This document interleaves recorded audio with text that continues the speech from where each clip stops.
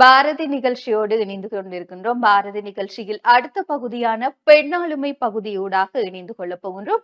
ஆளுமை நிறைந்த பல பெண்மணிகளினை அடையாளப்படுத்திக் கொண்டிருக்கும் ஒரு பகுதியாக இந்த பகுதியானது அமைந்துள்ளது. அதையும் தாண்டி அவர்கள் தங்களுடைய துறை சார்ந்து எப்படி இந்த இடத்திற்கு வளர்ந்திருக்கின்றார்கள் என்பது பற்றிய முற்றுமுழுதாக அவர்களுடைய நேர்காணலாகவே இந்த பகுதியானது அமைந்துள்ளது. ஒவ்வொரு வாரமும் ஒரு ஆளுமை நிறைந்த பெண்மணியினுடைய நேர்காணலினை உங்களுக்காக தருவது வழமையாக இருக்கின்றது. அதே போல இன்றைய தினமும் ஒரு ஆளுமை படித்த பெண்மணியுடைய நேர்காணல் தான் உங்களுக்காக தயாராக இருக்கின்றது. அந்த வகையில் இணைந்து கொள்ளலாம் பெண் ஆளுமை பகுதியோடாக.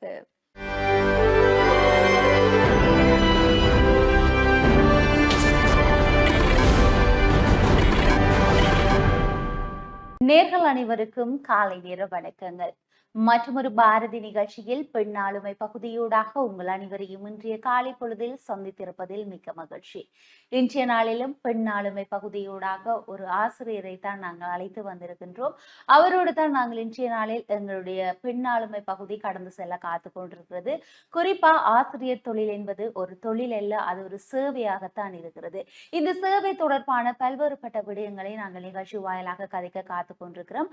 அந்த வகையில் நாளிலும் எங்களுடைய கலையகத்துக்கு வருகை தந்திருக்கின்றார் தியாகராஜா பிரியந்தனா. ஐசிடி ஆசிரியராக வந்து இவர் பணியாற்றி கொண்டிருக்கின்றார். இவரோடு தான் இன்றைய நாளில் எங்களுடைய பாரதி நிகழ்ச்சி பெண்ணாளுமை பகுதி கடந்து செல்ல காத்து கொண்டிருக்கிறது. இப்போது நாங்கள் அவரை நிகழ்ச்சி வாயிலாக இணைத்துக் கொள்ளலாம். வணக்கம் மிஸ். வணக்கம். வணக்கம். இன்றைய நாளிலும் பாரதி நிகழ்ச்சியோடாக உங்களை சந்தித்ததில் மிக்க மகிழ்ச்சி. எப்பவுமே வந்து எங்களை பற்றி ஒரு அறிமுகம் மற்றவர் சொல்வதை தாண்டி நாங்கள் சொல்லும் போது வந்து கொஞ்சம் எல்லாருக்கும் தெரியக்கூடியதாக இருக்கும். அந்த வகையில் உங்களை பற்றி ஒரு சிறிய அறிமுகத்தை கூறுங்க. வணக்கம். நான் பிரியந்தனா தியாகராஜா கொக்குவிலில் வசித்து வருகிறேன். கடந்த 2 வருடங்களாக கிளிநொச்சி முழங்காவில் தேசிய பாடசாலையில் ஐசிடி ஆசிரியராக பணிபுரிந்து வருகிறேன்.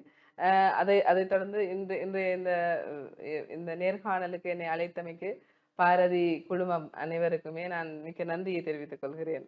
மிக சந்தோஷமான ஒரு அறிமுகம் மிஸ். குறிப்பா வந்து ஆசிரியர் தொழிலை வந்து நாங்கள் செய்கின்ற வேளையில் பல சவால்கள், பல பிரச்சனைகள், பல போராட்டங்களை தாண்டித்தான் எங்களுடைய ஆசிரியர் தொழில் என்பது வந்து பயணித்துக் கொண்டிருக்கிறது. குறிப்பா வெளியில இருந்து பார்க்கிறவர்கள் என்ன யோசிப்பார்கள் என்று சொன்னால், ஆசிரியர்கள் எல்லாம் கொடுத்து வைத்தவர்கள், இனி வருங்காலத்துல வந்து நாங்களும் ஆசிரியராக படிச்சுட்டோம் என்று சொன்னாலே எங்களுக்கு மிக்க நல்லது. அதுக்கு காரணம் வந்து காலையில இருந்து நாங்க 2 மணி மட்டும்தான் பாடசாலையில் இருக்க போறோம். அதுக்கு பிறகு வந்து பார்த்தோமாக இருந்தால் சாட்டர்டே சண்டே லீவு. அதுக்கப்புறமா வந்து நிறைய நாட்கள் வந்து பாடசாலையில வந்து லீவுகள் என்பது கிடைக்கப்பெறும். இதனாலேயே வந்து நாங்கள் ஆசிரியர் தொழிலை விரும்ப வேண்டும் என்று சொல்லி பல்வேறு பேர் வந்து நினைப்பார்கள். இந்த சந்தர்ப்பத்துல வந்து நான் உங்களுக்கு கேட்கின்ற முதல் கேள்வி, இன்றைய காலத்தை பொறுத்தவரை வந்து ஆசிரியர் பணியை பற்றி உங்களுடைய கருத்து என்னவாக இருக்கிறது? ஒரு 2015 ஆண்டுகளுக்கு முன்னர் ஆசிரியர் தொழில் என்பது என்னை பொறுத்தவரையிலையும் நான் விளங்கி கொண்டிருந்த பொறுத்தவரையிலையுமே வந்து ஒரு இலகுவான துறை. ஒரு துறைக்கு போக முதல் நாங்க அதை பாக்கெட்ல வந்து ஈஸியா தானே இருக்கும். நாங்க அந்த துறைக்கு உள்ளுக்குள்ள போய் காலடி வச்ச பிறகு எனக்குமே சின்ன வயசுல இருந்து ஒரு ஆசிரியர்ன்றது வந்து ஒரு கனவு தான். ஆனால் அந்த துறைக்குள்ள போயிட்டேன்னு சொல்லிக்குள்ள வந்து சவால்கள் இன்றைக்குள்ள வந்து இந்த 2025 ஆண்டுல வந்து சவால்கள்ன்றது வந்து நிறைய இருக்குது அதுக்குள்ள. நார்மலா வந்து இப்ப நாங்க டீச்சரா போறோம்னு சொல்லி சொன்னா முந்தின காலத்துல வந்து ஜஸ்ட் ப்ரீ ப்ரிப்பேர்ன்றது வந்து தேவையில்லை. பட் இன்றைய காலங்கள்ல வந்து நாங்க படிப்பிக்க போற மாணவர்கள் வந்து எங்களை விட அப்டேட்டா இருக்கக்கூடியவர்கள். அப்ப நாங்க டே டு டே வந்து எங்களை நாங்க அப்டேட் பண்ணி வச்சிருக்கணும். எங்களுக்கான லெசன் எழுதணும். அப்படியான நிறைய விஷயம் வந்து நாங்க முதல் பார்க்கணும். அதை விட எங்களுக்குரிய தேவைகள் இந்த நாட்கள்ல இருக்கும். அதையும் தாண்டி இந்த பிள்ளைகளுக்கு வந்து நாங்க இந்த கல்வி இது ஒரு கல்வி வந்து ஒரு சேவையின் அடிப்படையா வந்து பார்க்கல வந்து இந்த தொழில் செய்யறதுல வந்து நான் சந்தோஷப்படுறேன். அந்த தொழிலை வந்து நான் பார்க்கல வந்து நார்மலா லெசன் எழுதாமன்றதை விட சும்மா வந்து படிப்பிக்கிறார்களும் இருக்கிறாங்க. முதலை வந்து ப்ரிப்பேர் ஆயிட்டு வந்து படிப்பிக்கிறார்களும் இருக்கிறாங்க. நான் அந்த 2வது கைண்ட். பிகாஸ் மாணவர்களுக்கு வந்து படிப்பிக்கல அந்தந்த நாள் வந்து அந்த விஷயத்த வந்து படிப்பிக்கலன்னு சொல்லி சொன்னா எனக்குள்ளேயே ஒரு கில்ட்டி ஃபீலிங் வர்ற மாதிரி. ஸோ அதை நான் ஒரு விரும்பி படிப்பிக்கிறேன்றபடியா ஓகே மற்றது சவால்கள் வந்து எல்லாமே இப்ப நார்மலா வெளிக்கிறதுல இருந்து பள்ளிக்கூடம் போறது வரைக்கும் சவால்கள்ன்றது வந்து நிறைய இருக்குது. அதுவும் வெளி மாவட்டத்துல வேலை செய்யற ஆசிரியர்கள் வந்து சொல்லியே சொல்லி வேலை இல்லைன்னு தான் சொல்லலாம். ஏன்னா அவ்வளவு சிரமங்கள். அதாவது இப்ப குடும்பமாக இருக்கிற ஆசிரியர்களை தவிர்த்து குடும்பம் இல்லாம இருக்கிற ஆசிரியர்களை விட்டா இப்ப நார்மலா குடும்பமா இருக்கிற ஆசிரியர்கள் வந்து அவங்களோட வேலை பார்க்கணும். ம். அவங்களுக்கு பிள்ளைகள் இருந்தா அவங்களோட பிள்ளைகள பார்க்கணும். இப்ப ஒரு வெளி மாவட்டத்துல வந்து உதாரணமா எங்கட ஸ்கூல்லயே வந்து நான் சொல்லுவேன் இருக்கும்னு சொல்லி சொன்னா, யாழ்ப்பாணத்துல இருந்து நாங்க முழங்காவிலுக்கு போறோம்னு சொல்லி சொன்னா, யாழ்ப்பாணத்துல முழங்காவில வந்து 1 1/2 மணித்தியாலங்கள் தூரம். அப்ப நாங்க விடிய 5:30 பஸ்ஸுக்கு எடுக்கணும். அத வெளியில இருந்து பார்க்கையில டீச்சர் தானே உனக்கு ம். என்ன அப்படின்னு சொல்லி இருக்கும். ஆனா அதுவே ஒரு பெரிய சவால்ன்னு தான் நான் சொல்லுவேன். கட்டாயம். வந்து எல்லாரும் சொல்லுவார்கள் தானே, அனைத்துமே வந்து பார்க்கும் பார்வையில் தான் இருக்கிறது என்று சொல்லி. அத மாதிரி தான் இது. நாங்கள் எங்களுடைய பார்வை வந்து எவ்வாறாக இருக்கிறதோ, அவ்வாறு தான் ஒவ்வொருவர்களுடைய அந்த வாழ்க்கையும் வந்து நிர்ணயிக்கப்படுகிறது என்பதுதான் உண்மை. அதாவது வெளியிலிருந்து பார்ப்பவர்கள், "அட அவர்களுக்கு என்னப்பா" என்று தான் யோசிப்பார்கள். ஆனால் அவர்களிடத்தில் போய் சென்றால் தான் அவர்களுடைய மனக்குமுறல் என்னவென்று வந்து எங்களுக்கு தெரியக்கூடியதாக இருக்கும். சரி, அதை தாண்டி மிஸ் வந்து இப்ப பார்த்தோமாக இருந்தால், ஆசிரியரை வந்து மாணவர்கள் பார்த்து அவர்களும் வந்து ஒரு ஆசிரியராக வேணும் என்ற ஒரு ஆர்வம் வந்து நிறைய பேருக்கு வரும். ஏனென்று சொன்னால் நான் படிக்கிற காலத்துல கூட எனக்கு ரோல் மாடலா வந்து நிறைய ஆசிரியர்கள் இருந்தார்கள். அவர்கள் உடுத்து வருகின்ற அந்த சாரியாக இருக்கலாம், அவர்கள் அந்த கதைக்கின்ற விதமாக இருக்கலாம், பாடத்தை கொடுக்கிற விதமாக இருக்கலாம், பிள்ளைகளை வந்து கையாளுகின்ற முறைமையாக இருக்கலாம். இவ்வாறு எத்தனையோ பல விடயங்கள் வந்து நம்மை ஆசிரியராக வேணும் என்று சொல்லி தூண்டக்கூடிய பல விடயங்கள் வந்து நடைபெற்றது. இவ்வாறு இருக்கும்போது ஒரு மாணவன் ஒரு ஆசிரியரை பார்த்து தானும் ஒரு ஆசிரியராக வர வேணும் என்று சொன்னால் அந்த ஆசிரியர் வந்து எவ்வாறான நற்பண்புகளை கொண்ட ஒரு ஆசிரியராக இருக்க வேண்டும்? கற்பித்தலில் மிக்க ஆர்வம் உள்ளவராக இருக்க வேண்டும். ஏனென்று சொன்னால், நாங்கள் அ ஒரு பாடத்த பிடிக்கிறதுக்கு முதல் அந்த டீச்சர தான் முதல் பிடிச்சிருக்கணும். நான் படிக்கிற காலத்திலேயும் சரி, இப்பயும் எந்த பிள்ளைகள அதாவது நான் படிப்பிக்கிற பிள்ளைகள கேட்டாலும் அதத்தான் சொல்லுவாங்க. முதல் நாங்க ஒன்று பாடத்த பிடிக்கணும், இல்லாட்டி பாடாசிரியர்கள பிடிக்கணும். 2ல ஏதாவது ஒன்று நடக்கணும். எனக்கு கூட பாடாசிரியர்கள தான் பிடிச்சபடியத்தான் நான் பாடம் பிடிக்கும். எனக்கும் ஐசிடில வந்து இருக்கிறாங்க இங்கிலீஷும் ஐசிடியும் வந்து சின்ன வயசுல இருந்து முதலே எனக்கு வராத சப்ஜெக்ட். ஆனா அதுக்கு பிறகு ரோல் மாடல்ன்னு பார்க்கையில வந்து பவளநாதன் டீச்சர்ன்னு சொல்லி ஒரு டீச்சர் இருந்தவ எனக்கு ஆங்கிலத்துல. அவ மூலமா தான் எனக்கு ஆங்கிலத்துல பற்று ஏற்பட்டது. அதே மாதிரி ஐசிடில குமரன் சார்ன்னு ஒரு சார் இருந்தவர். இப்பயும் இருக்கிறார். இப்பயும் கற்பித்துக் கொண்டிருக்கிறார் ஆசிரியர். அவர் ஒரு ரோல் மாடல் எனக்கு எப்பயுமே. அ அ அதே மாதிரி பிள்ளைகளுக்கு வந்து பிள்ளைகள பொறுத்தவரையில ஒழுக்கம். 1வது விஷயம் ஒழுக்கம். 2வது விஷயம் அ பக்கச்சார்பு இல்லாம இருக்கணும். எல்லா மாணவர்களுக்குமே வந்து ஒரு ஒரு ஒரு விஷயத்த வந்து கொண்டு போய் சேர்க்கக்கூடிய ஒரு ஆசிரியரா இருக்கணும். மற்றது அ மகிழ்ச்சி அதாவது அவங்களோட வந்து இறங்கி மாணவர்களோடையே பழகுற அதாவது ஆசிரியர்கள் மாணவர் என்ற ஒரு இடைத்தொடர்பை வந்து சரியா பேணக்கூடிய ஒரு ஆசிரியரா இருக்கணும். அப்படியான பண்புகள வந்து ஆசிரியர் கொண்டிருக்கணும் என்று சொல்றது என்னுடைய கருத்து.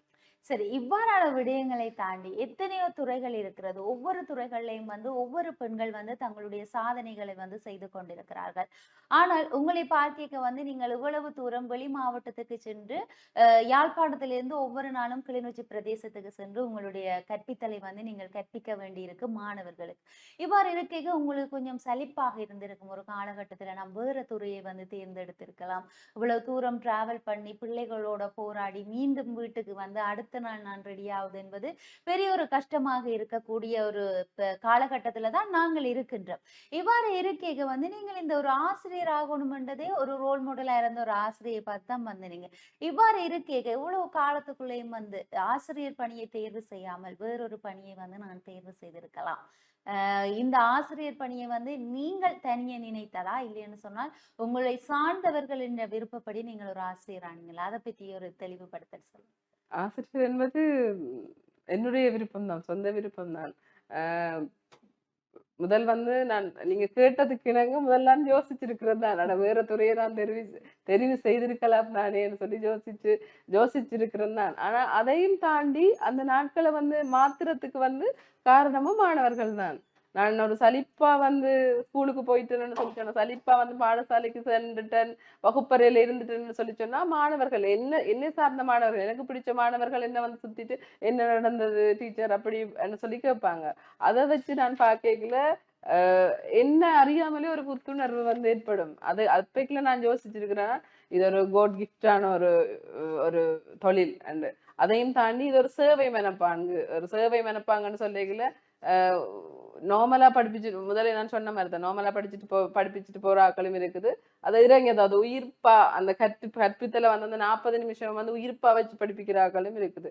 ஸோ மாணவர்கள் என்ற நோக்கில இப்ப மாணவர்கள் இடத்துல நான் இருந்தா எப்படி இருப்பேன்? நான் எப்படி அவங்களுக்கு எனக்கு எப்படி ஆசிரியர் அமைஞ்சா எப்படி இருக்கும்? என்றத வந்து தான் நான் இப்ப பார்க்குறேன். ஆனா நீங்க சொன்ன மாதிரி எனக்கு ஒரு சில நாட்கள்ல வந்து அந்த சலிப்பு வந்திருக்கு தான். நான் இல்லைன்னு சொல்லல. பட் அந்த சலிப்பையும் தாண்டி இப்பயும் நான் பயணிக்கிறதுக்கு காரணம் மாணவர்கள் தான். என்னுடைய மாணவர்கள் தான் என்று பெருமையா சொல்லுவேன் நான். கட்டாயம். மாணவர்களை எவ்வளவு தூரம் நாங்கள் அவர்களை கல்வி ஆற்றலால், அறிவு மூலமாக வளர்க்கிறோமோ, அதே மாதிரியான ஒரு நற்பண்புள்ள ஒரு மாணவனாகவும், ஒரு ஆசிரியராகவும் அவன் நாளை வந்து பிறக்கிறான் என்பதுதான் உண்மையான விடயம். சரி மிஸ், பிள்ளைகளை வந்து நாங்கள் கையாளுகின்ற வேளையில் தமிழ் பாடங்களாக இருக்கலாம், ஆங்கிலம் இவ்வாறு நாங்கள் கற்கின்ற எல்லா கல்விகளையும் வந்து ஏதாவது ஒரு முக்கியத்துவம் கட்டாயம் இருக்கும். ஏதோ ஒரு முக்கியத்துவம் பிடித்ததால் தான் அந்த மாணவன் அந்த பாடத்தை வந்து தேர்வு செய்கிறான். இவ்வாறு இருக்கும்போது தகவல் மற்றும் தொடர்பாடல் தொழில்நுட்பம் என்றால் அதுக்கு என்ன? அந்த பாடம் என்று சொன்னால் என்ன? அதை வந்து ஒரு மாணவன் கற்றுக்கொள்ள வேணும் என்று சொன்னால் அவனுடைய அறிவூட்டல்கள் வந்து எவ்வாறு இருக்க வேண்டும்? அதை பற்றி சொல்லுங்கப்பா. தகவல் தொடர்பாடல் தொழில்நுட்பம் சார்ந்தன்னு சொல்லி சொன்னால், தொழில்நுட்பம் சார்ந்த பாடம். அதாவது வந்து இப்போதை இருக்கிற இந்த ஜெனரேஷன், இந்த தலைமுறைகள் வந்து விரும்பியோ, விரும்பாமலோ இந்த தகவல் தொடர்பாடல் தொழில்நுட்பம் என்ற பாடத்தை கட்டாயம் எடுக்க வேண்டும். ஏன்னு சொல்லி சொன்னால், அது இனி வர்ற ஜெனரேஷனுக்கு வந்து அது ஒரு முக்கியமான பாடம். இப்ப இருக்கிற தமிழ் பாடம் முக்கியமான பாடம் மாதிரி, இனி வர்ற காலங்கள்ல வந்து ஐசிடி என்றது முக்கியமா இருக்கும். அதாவது வந்து கணனி தொடர்பு. அதாவது வந்து தகவல் தொழில்நுட்பத்த வந்து நாங்க பயன்படுத்தி எந்த டிவைஸையும் வந்து கையாள்ற அந்த யுக்தியத்தான் அந்த பாடம் சொல்லுது. அது நாங்கள் 6ஆம் ஆண்டுல படிச்சது பாடத்த விட, இப்ப வந்து உ அது டூ மச் அட்வான்ஸா வந்திருக்குது. அத வந்து எடுக்கிற பிள்ளைகள் வந்து ரிசல்ட்ஸ எண்ணாம அத வந்து எடுக்கிற பிள்ளைகள் வந்து நிச்சயமா வந்து வர்ற காலத்துல வந்து தகவல் தொடர்பாடல் தொழில்நுட்பத்துல வந்து மிளிர்வார்கள். கட்டாயம். இதை தாண்டி வந்து இந்த ஐசிடி ஆசிரியர்கள் என்று சொல்லி பார்க்க இப்போது உங்களுக்கு எவ்வாறு ஒரு ஆசிரியர் வந்து ஒரு ரோல் மாடலா இருந்தாரோ, அவரை போல உங்களுடைய மாணவர்களுக்கு வந்து நீங்கள் இப்போது ஒரு ரோல் மாடலா இருக்கிறீங்க. நிறைய பேர் வந்து உங்களிடத்திலேயே வந்து கூறியிருப்பார்கள். உங்களைப் போல ஒரு யூனிட் டைப்பான ஒரு ஆசிரியராக நான் பெற வேணும். ஆசிரியர் வந்து எப்பவுமே வந்து ஒரு சோர்வா, ஒரு துடிதுடிப்பு இல்லைன்னு சொன்னால், அந்த மாணவர்களுக்கு ஒரு துடிதுடிப்பு இருக்காது அந்த இடத்துல கல்வி நிச்சயமா. கற்பதற்கு. எனவே வந்து உங்களை பார்க்கைக்கு நீங்க ஒரு துல்லியமான, எப்பவுமே அந்த ஒரு துடிதுடித்த ஒரு ஆசிரியராக இருப்பீங்கள் என்றதுல எந்த ஒரு மாற்றமுமே இல்ல. இவ்வாறு இருக்கேக்கு ஐசிடி ஆசிரியராக வருவதற்கு எவ்வாறான பயிற்சிகள் வந்து ஒரு ஆசிரியரிடத்துல இருக்கணும்? இனி வரப்போற மாணவர்கள் வந்து எவ்வாறான பயிற்சிகளை வந்து சரியான முறையில் கற்றுக்கொள்ள வேணும்? அதை பற்றி ஒரு தெளிவுபடுத்தல் சொல்லுங்க. ஐசிடிய பொறுத்தவரையில வந்து ஆசிரியரும் சரி, அதை கற்கிற மாணவரும் சரி, அந்தந்த இந்த இந்த 21ஆம் நூற்றாண்டுல வந்து நிறைய விஷயம் வந்து புது விஷயம் வந்து வருகுது. ஸோ அந்தந்த நாளுக்குரிய அப்டேட்ஸ வந்து அவங்க எவ்வளவுக்கு குயிக்கா வந்து எடுக்குறாங்க. அதாவது இப்ப வந்து சோசியல் மீடியாவுல வந்து நார்மலா ஹேண்ட் ஃபோன் யூஸ் பண்ணாத எந்த ஒரு மாணவருமே இல்ல. கிரேட் 1 இருக்கட்டும், கிரேட் 10 இருக்கட்டும், ஏ லெவலா இருக்கட்டும். எல்லார்ட்டயுமே வந்து இந்த ஸ்மார்ட் போன் என்றது வந்து எல்லார்ட்டயுமே வந்து பரம்பலா வந்து பயன்படுத்தப்படுகிறது. ஸோ அதுல வந்து டே டு டே அப்டேட்ல இன்றைக்கு வந்து தொழில்நுட்பம் சார்ந்து என்ன அப்டேட் அங்க இருக்குது, என்ன அப்டேட் இன்னைக்கு வந்திருக்குதுன்ற விஷயம் மாணவர்கள் தெரிஞ்சிருக்கிற அதே அதே நிமிடம் அத கற்பிக்கிற ஆசிரியர்களுக்கும் வந்து அதுல வந்து பரிச்சயமான ஒரு அப்டேட் வந்து இருக்கணும். அதத்தான் இப்ப மாணவர்களுக்கு நான் சொல்றது வந்து அந்த தகவல் தொடர்பாடல் தொழில்நுட்பம் சார்ந்த அப்டேட்ட வந்து அவங்க வந்து நாளுமே வந்து டே டு டே வந்து அப்டேட்ல இருக்கணும். அதுதான். கட்டாயம். இவ்வாறான ஒரு விடயங்கள் இருந்தால், கட்டாயம் அவர்கள் ஒரு ஐசிடி ஆசிரியர் ஆகக்கூடிய ஒரு தகுதியை வந்து பெற்றுள்ளவர்களாக இருக்கிறீர்கள் என்று சொல்றீங்க. சரி, இவ்வாறான விடயங்கள் எல்லாவற்றையும் தாண்டி எந்த தொழிலை எடுத்தாலும் சவால்கள் இல்லாத தொழிலை நாங்கள் சந்திக்கவே முடியாது. அது எந்த ஒரு தொழிலாக இருக்கட்டும், சிறிய தொழிலாக இருக்கட்டும், நாங்கள் செய்கின்ற பெரிய தொழிலாக இருக்கட்டும், ஆசிரியர் பணியாக இருக்கட்டும், ஒரு அரசாங்க வேலையாக இருக்கட்டும், இல்லையேல் ஒரு தனியார் ஒரு நிறுவனத்தில் வேலை செய்கிறதாக இருக்கட்டும். போட்டிகள் என்பது அதிகமாகிக் கொண்டே செல்கின்றதை தவிர குறைந்தபட்சத்தை நாங்கள் பார்க்கவே இல்லை. ஆனால் எங்களுடைய சொந்த இடத்தில இருந்து கொண்டு வெளி மாவட்டத்திற்கு வந்து நாங்கள் ஆசிரியராக விரும்பி அங்கு கல்வியை கற்பித்தலுக்காக நாங்கள் சென்றோமாக இருந்தால் சவால்கள் வந்து 1 இல்ல 2 இல்ல ஏகப்பட்ட சவால்கள வந்து நாங்க சந்திப்போம். அது எங்களுக்கு இன்னொரு ஆசிரியர்கள் மூலமும் சவால்கள் வரலாம். அங்குள்ள சமூகத்தினராகவும் எங்களுக்கு சவால்கள் வரலாம். அதை தாண்டி மாணவர்கள் மத்தியிலும் நாங்கள் நல்ல ஒரு இடத்தை பிடிக்காவிட்டால் அங்கும் எங்களுக்கு சவாலாகத்தான் இருக்கிறது. இவ்வாறு நீங்கள் இங்கு இருக்கிறீர்கள். ஆனால் ஒவ்வொரு நாளும் வெளி மாவட்டத்துக்கு சென்று உங்களுடைய கற்பித்தலை கற்பித்து வருகிறீர்கள். இவ்வாறு இருக்கும்போது நீங்கள் எதிர்கொண்ட சவால்களை பற்றி கொஞ்சம் சொல்லுங்க. நிச்சயமாக. எதிர்கொண்ட சவால்கள் நிறையவே இருக்குது. அதை குறிப்பிட்டு சொல்லப்போனால், யாழ்ப்பாணத்திலிருந்து கிளிநொச்சிக்கு செல்கின்ற அந்த பேருந்தானது உதாரணமாக நான் ட்ராவல் என்று சொல்லி பார்த்தா, யாழ்ப்பாணத்திலிருந்து கிளிநொச்சிக்கு செல்ற அந்த பஸ் ஆனது வந்து 5:30க்கு தான் இருக்கிறது. அதைத் தொடர்ந்து ஒவ்வொரு மணித்தியாலங்களுக்கு ஒருக்காகத்தான் இருக்கிறது. ஆகவே வந்து அந்த அந்த ஒரு ஸ்டாப்ன்னு சொல்லி ஸ்டாஃப்க்கு தனி என்ற ஒரு பஸ் வந்து இன்னமே இல்ல. ம். எனக்கு மட்டுமல்ல, இந்த 9 வருடமாக, 10 வருடமாக, 13 வருடமாக அதே பஸ்ல வந்து, அதே பேருந்து பயணத்துல வந்து பயணிக்கிற ஆட்கள் வந்து நிறைய பேர் இருக்கிறாங்க. அது என்னன்னு சொல்லி சொன்னா, 5:30க்கு வந்து நாங்க அந்த பஸ் 5:30க்கு நாங்க அந்த பஸ் எடுக்கணும்னு சொல்லி சொன்னா, 5 மணிக்கு போனா தான் நாங்க சீட் இருக்கும். இல்லைன்னு சொல்லி சொன்னா, திங்கட்கிழமைகள்ல, செவ்வாய்க்கிழமைகள்ல வந்து முழு நேரமாக நின்று பள்ளிக்கூடத்துக்கு வந்து நான் பயணித்து பள்ளிக்கூடம் தான் அடைஞ்சிருக்கிறேன். 1:30 மணித்தியாலமா நாங்க நின்றுட்டு திருப்பி அங்கேயும் 8 பாட வேலைகள் வந்து நின்று எங்களுக்கு ஒரு வினைத்திறனான ஒரு கற்பித்தலை வந்து அங்க செய்ய இயலாது. அது வந்து எங்களுக்கு தெரியும் நாங்க 2ன்னு சொல்லி. ஆனா அந்த இடத்துல வந்து அந்த சூழலை வந்து அதை நாங்க அட்ஜஸ்ட் பண்ணித்தானே ஆகணும். ஆனா அதுவே எனக்கு ஒரு பெரிய சவால். ட்ராவலிங் என்று சொல்லிக்கல ஒரு 5:30க்கு பஸ் சொல்லி சொன்னா 5:30ல இருந்து 7:30 வரைக்கும் நாங்க நின்று போகணும். அதுவே ஒரு பெரிய சவால் என்றுதான் நான் சொல்லுவேன். அதை தாண்டி கற்பித்தல் வகுப்பறையில் எடுத்துக்கொண்டால் வந்து வகுப்பறையில் வந்து மெல்ல ஒரு கற்றல் என்று சொல்லி சொன்னா எல்லாருமே வந்து கெட்டிக்காரரா இருக்க மாட்டினோம். மெல்ல கற்கிற பிள்ளைகள் இருக்குங்கள், நல்லா ம். கற்கிற பிள்ளைகள் வரும். சில பிள்ளைகள் வந்து வெளியிடத்துல வந்து கற்றுட்டு வந்து மற்ற பிள்ளைகளை குழப்பி கொண்டிருக்கிற பிள்ளைகளாகவும் இருக்குங்கள். அப்ப நாங்க 3 பேருமே வந்து பேஸ் பண்ணி இவங்க இப்படித்தானு சொல்லி 3 பேருக்கும் ஏற்ற மாதிரியான ஒரு ஒரு கற்பித்தலை வந்து அந்த வகுப்பறையில அந்த 40 நிமிஷத்துக்குள்ள செய்யணும். அந்த 40 நிமிஷம் வந்து காணாது. அந்த 40 நிமிஷத்துக்குள்ள வந்து செய்யணும். அது ஒரு பெரிய சவால். பிறகு அங்கேருந்து திருப்பி வர்றது ஒரு சவால். வந்ததுக்கு நாங்க வர்றோம்னு சொல்லி சொன்னா, இங்க வர வந்து கிட்டத்தட்ட 3:30, 4 மணி ஆயிடும். பிறகு வந்து அடுத்த நாளுக்கான நாங்க லெசன வந்து ப்ரிப்பேர் பண்றதோ, டீச்சிங் எய்ட்ஸ வந்து ப்ரிப்பேர் பண்றதோ, அது அடுத்த சவால். 2 வருடங்களில் வந்து 2 இந்த 3 சவால்களையும் தான் எதிர்கொண்டு வருகிறேன். மற்றபடி இப்ப நான் படிப்பிக்கிறது வந்து பிள்ளைகளுக்கு வந்து இடையூறோ அல்லது பிள்ளைகளுக்கு விலங்கையிலையோ அல்லது அப்படியான ஒரு சவால்களை நான் இன்னும் மீட் பண்ணல. எதிர்காலத்துல பண்ணலாம். பட் என்ன பிடித்த மாணவர்கள், அதாவது எனக்கு பிடித்த மாணவர்களும் சரி, மாணவர்களுக்கு பிடித்த நானும் சரி, கற்பித்தல்ல வந்து அந்த இடைத்தொடர்பு வந்து என்னமே பேணப்பட்டு கொண்டிருக்கிறது. அது சவால்களை வந்து நான் முறியடிக்கிறதுக்கு ஒரு காரணமாயும் இருக்கலாம். கட்டாயம். எங்கு பார்த்தாலும் சவால்கள் இருக்கத்தான் செய்கிறது. எல்லாத்தையும் தகர்த்தெறிந்து சவால்களை வந்து முறித்திருந்தது. சவால்கள் இருக்கேக தான் எங்களுக்கு கொஞ்சம் சுவாரஸ்யமாக இருக்கும். ஒரு விடயத்துல வந்து சவால் இருக்கேக தான் நான் இதை செய்யலாம், இதை என்னால் முடியும், என்னால் செய்ய முடியாதுன்னு எதுவுமே இல்லைன்னு சொல்லி எங்களுடைய முயற்சி வந்து இன்னும் அதிகமாக தீவிரமாகின்ற வேளையில தான் அந்த வெற்றியை வந்து எங்களால் அடையக்கூடும். எனவே வந்து சவால்கள் கொடுப்பவர்களாக இருக்கலாம், சவால்களை உருவாக்குபவர்களாக இருக்கலாம். கட்டாயம் அது எவ்வளவாக இருக்கட்டும். பெண்ணால் அதை முறித்தெறிய முடியாது என்று சொன்னால் அது கேள்விக்குறி. ஆனால் அனைத்து பெண்களுமே இப்போது ஆளுமையின் மூலமாக வந்து தங்களுடைய விமர்சனங்களை வந்து தகர்த்தெறிந்து கொண்டு, உடைத்துக் கொண்டு சென்று கொண்டிருக்கிறார்கள் தான் உண்மையான ஒரு விடயம். சரி மிஸ், எல்லாத்தையும் தாண்டி இந்த ஐசிடி பாடத்துல வந்து மாணவர்களுடைய கவனம் வந்து எவ்வாறாக இருக்கிறது? ஐசிடி மற்ற பாடங்களை விட மற்ற பாடங்களை விட ஐசிடி பாடங்கள்ல வந்து அவர்களுக்கு ஈடுபாடு கூட. இப்போதைய 21ஆம் இப்போதைக்கு நான் கற்பித்துக் கொண்டிருக்கிற மாணவர்களுக்கு நிச்சயமாக அதன் ஈடுபாடு வந்து மிக கூட. ஏனென்று சொல்லி சொன்னால் இப்பத்த பிள்ளைகளுக்கு வந்து நார்மலா நாங்க பள்ளிக்கூட புத்தகத்தை கொடுத்து இதை படின்னு சொல்லி சொன்னா நிச்சயமாக படிக்க மாட்டார்கள். எல்லாமே இப்ப ஸ்மார்ட் டிவைஸுக்கு அடிக்டான ஒரு நார்மலா இப்ப பிறந்த பிள்ளையே வந்து போன் பார்க்காம சாப்பிடுற பிள்ளைகளே நிறைய இருக்குதுகள். அதுல டிஸ்அட்வான்டேஜ் இருந்தாலும் அந்த அட்வான்டேஜ் பார்க்கல வந்து இப்போதைக்கு அந்த ஸ்மார்ட் போன் இல்லாத ஆட்களே இல்லை. அப்ப பிள்ளைகள் வந்து கூட இப்ப விரும்புறது வந்து ஒரு விஷுவல். இப்ப நாங்க ஒரு படத்தை வந்து புத்தகத்துல காட்டி படிப்பிக்கிறத விட ஒரு வீடியோவா வந்து நாங்க ஒரு மல்டிமீடியா ப்ரொஜெக்டர்லயோ அல்லாட்டி கம்ப்யூட்டர்லயோ நாங்க டிரெக்டா போட்டு காட்டுறோம்னு சொல்லிக்கலாம். அது அவங்க பாக்குற வீதம் வந்து கூட விளங்குற வீதம் ஐசிடி நார்மலா படிக்கிறதுக்கு வந்து விளங்குற வீதம் வந்து நிறைய இருக்கணும்.